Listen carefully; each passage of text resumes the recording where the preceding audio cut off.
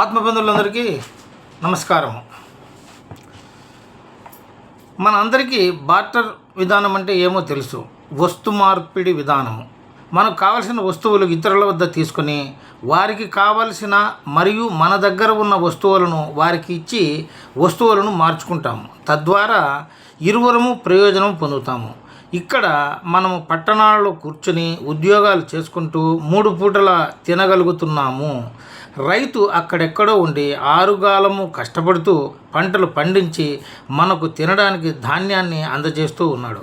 ఇక్కడ మనము ఆయనకు సహాయంగా ఉండాలని భగవంతుని ప్రార్థిస్తూ యజ్ఞాలు, యాగాలు మరియు ఆయనకు కావలసిన వ్యవసాయము, మనకు కావలసిన యంత్ర పరికరాలు తయారు చేయడము, ఎరువులు తయారు చేయడంలోనూ సహాయపడి ఒకరికొకరు పరస్పర సహాయ సహకారాలు అందించుకుంటూ ఉన్నాము.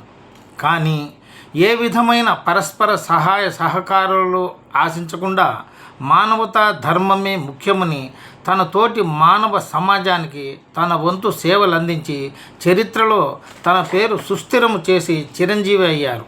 ఆమెనే పూజ్యులు, గౌరవనీయులు, కీర్తిశేషులు శ్రీమతి డొక్కా సీతమ్మ గారు.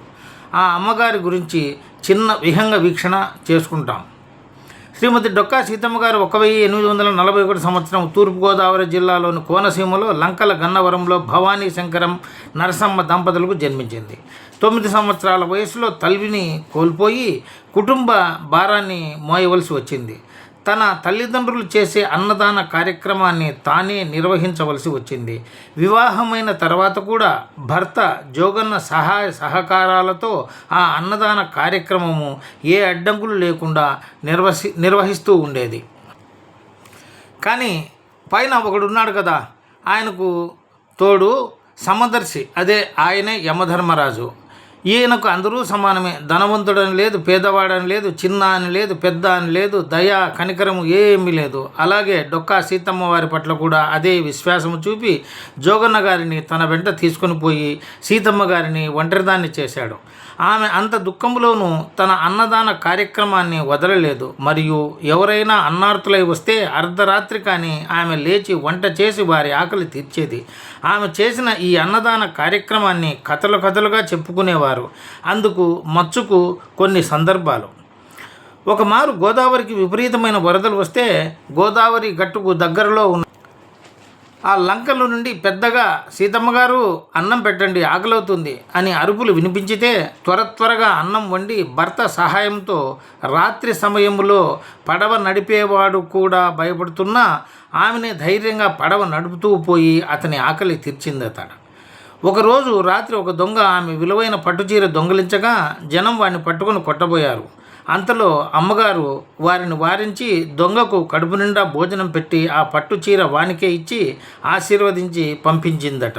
వాడు అమ్మవారి పాదాలకు నమస్కరించి వెళ్ళిపోయాడట.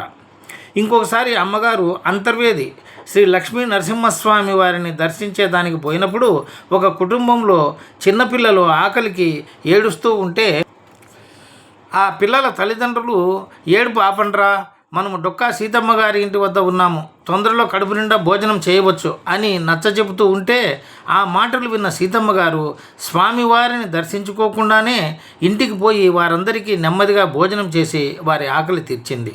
ఈ రకంగా ఆమె పేరు ప్రఖ్యాతులు నలుదిశలా ప్రయాణించి 7వ ఎడ్వర్డ్ రాజు చెవిన పడగా ఆయన తన పట్టాభిషేకానికి లండన్కు రమ్మని ఆమెను ఆహ్వానించగా ఇక్కడ అన్నదానానికి అంతరాయం కలుగుతుందని ఆ రాజు అభ్యర్థనను మర్యాదపూర్వకంగా తిరస్కరించగా ఆ రాజు ఆ పట్టాభిషేక వేడుకలు తిరిగి ఢిల్లీలో జరిగినప్పుడు అమ్మవారి చిత్రపటాన్ని దర్బార్ హాలులో పెట్టి గౌరవించాడు. తూర్పు గోదావరి జిల్లా కలెక్టరు వారి ద్వారా ఒక బంగారు పథకము మరియు ఒక ప్రశంసా పత్రాన్ని ఇచ్చి పంపించగా కలెక్టర్ గారు గన్నవరం వచ్చి ఆమెకు ఇచ్చి సత్కరించారు. అలా ఏమీ ఎవరిని ఆశించక నిత్య అన్నదానాన్ని చేస్తూ 1909 సంవత్సరం ఏప్రిల్ 28న భగవత్ సాన్నిధ్యాన్ని పొందారు. అలా భగవంతుడు ఇచ్చిన జీవితాన్ని అందరికీ ఆకలి తీరుస్తూ తన మానవ జీవితాన్ని పరమార్థం చేసుకున్న దివ్యమూర్తి శ్రీమతి డొక్కా సీతమ్మ గారు. అందుకనే ఆమె చేసిన అన్నదానము, శరీర కష్టము, ఇతరుల ఆకలి బాధను తీర్చిన విధానము అర్థం చేసుకున్న ఉప ముఖ్యమంత్రి పవన్ కళ్యాణ్ గారు ఆమె పేరుతో డొక్కా సీతమ్మ గారి అన్నదాన పథకం అని పేరు పెట్టి అమ్మగారి పేరు చరితార్థం చేశారు. చివరగా 2 మాటలు. ఇది ఆకస్మికం అనుకోవాలనో కాకతాళీయం అనుకోవాలనో తెలియదు, కానీ ఈ వ్యాసం రాసి నేను రికార్డు చేస్తున్నప్పుడు అనుకోకుండా ఈ వాట్సాప్ గ్రూపులో నాకు డొక్కా సీతమ్మ గారి ఫోటో వచ్చింది. నాకు చాలా సంతోషమైంది. ఈ యొక్క ఆమెను గురించిన వ్యాసము రికార్డు చేస్తామని అనుకునేంత లోపల ఆమె కరుణించినట్లు ఆమె ఫుల్ ఫోటో వచ్చింది. అది ఇప్పుడు మీకు వాట్సాప్లో పెడుతున్నాను, చూడగలరు. ఈ ఎపిసోడ్ ఇంతటితో సమాప్తము. మీ అందరికీ ఆయురారోగ్య ఐశ్వర్యాలు, మానసిక శాంతి కలగాలని, అందరూ సుఖ సంతోషాలతో ఉండాలని భగవంతుని ప్రార్థిస్తూ మీ పవన్ కుమార్.